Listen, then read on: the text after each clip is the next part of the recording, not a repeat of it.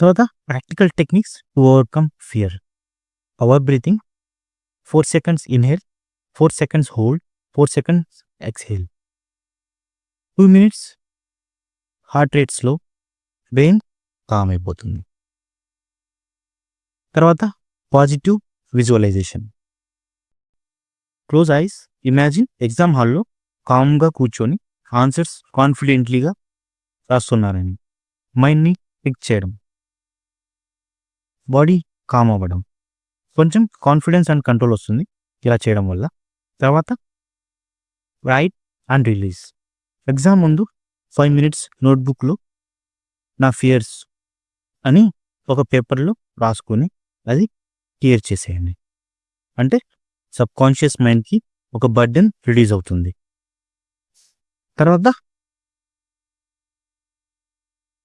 Chunk study method అంటే big సిలబస్ని ఒక క్వార్టర్స్లోను హాఫ్గాను డివైడ్ చేసి చదవడం.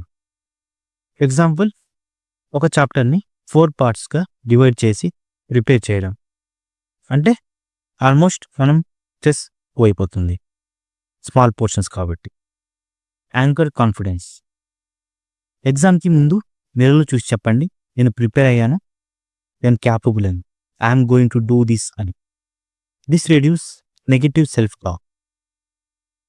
తర్వాత physical care. Sleep at least 6 hours. Heavy oil ఫుడ్స్ని అవాయిడ్ చేయండి. వాటర్ ప్లస్ ఫ్రూట్స్ మార్నింగ్లో తీసుకోండి, యాంగ్జైటీ తగ్గుతుంది.